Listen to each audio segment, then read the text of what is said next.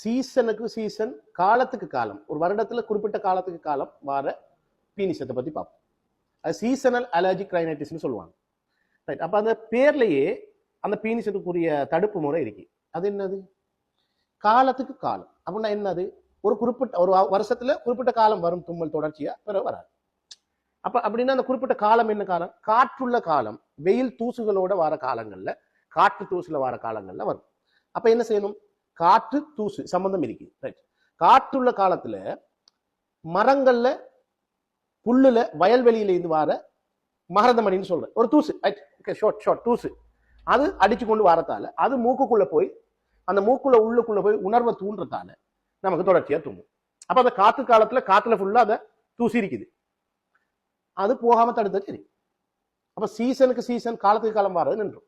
சரி, இதை தடுக்கிற முறை, அதுக்கு மருத்துவம். தடுக்கிற முறை என்ன? மாஸ்க் போட்டுக்கும்.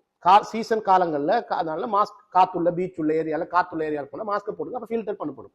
காத்தோட வர அந்த தூசி போயிடக்கூடாது, மகரந்தம். ரைட். அதுக்கு அடுத்ததா என்ன செய்யலாம்? இப்ப வீட்லயும் காத்தடிக்குமே, இப்ப என்ன செய்யறது? வீட்லயும் மாஸ்க் போட்டு கேளாத. வீட்டுல ஜன்னல்ஸ், காத்து காலத்துல டோர்ஸ் ஜன்னல்ஸ் எல்லாம் பொதுவா க்ளோஸ் பண்ணி இருக்கும்.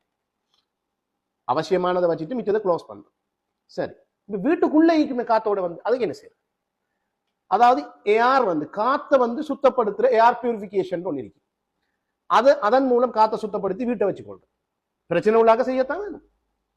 அடுத்தது என்ன செய்யலாம்? நாம வெளியில போயிட்டு வந்தா மாஸ்க் போட்டோம், ரைட், காத்துல இருந்து தப்பிக்கிட்டோம். ஆனா அந்த காத்துல படுற தூசு, மகரந்தம் நம்மளோட உடுப்பு, ஷூஸ் எல்லாத்துலயும் இருக்கும்.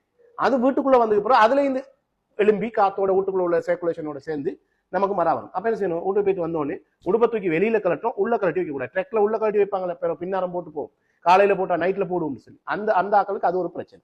அப்ப அதை வெளியிலேயே கலட்டி வச்சு வெளியிலேயே வாஷ் பண்ணிடும். ஷூவையும் அப்படித்தான். வந்த உடனே தலையில உடம்புலையும் இருக்கும் தானே, அப்போ வீட்டுக்குள்ள வந்தோடனே குளிச்சிடணும். இப்ப தடுத்தாச்சு. இல்ல இதையும் மீறி நமக்கு தும்முது தொடர்ச்சியா இருக்கின்ற என்ன? சில ஆன்டிஹிஸ்டிமின், சிட்ரிசின், பிரிட்டன் அப்படியான டேப்லெட்ஸ் உங்களோட டாக்டர் ஆலோசனையோட அதை தொடர்ச்சியா நீங்க பாவிச்சு கொள்ளலாம். அதுக்கு தூக்கம் வரும். டிரைவிங் பண்ற ஆட்கள், படிக்கிற ஆட்கள் கொஞ்சம் கவனமா இருக்கணும் அந்த டேப்லெட்ஸ் பாவிக்கிறது. சில கோர்டிகோஸ்டரைட்டும் சேர்த்து பாவிக்கலாம். அதுக்கு அடுத்ததாக மூக்குல அடிக்கிற, மூக்குக்கு பாவிக்கிற ஸ்ப்ரே ட்ராப்ஸ் இருக்குது.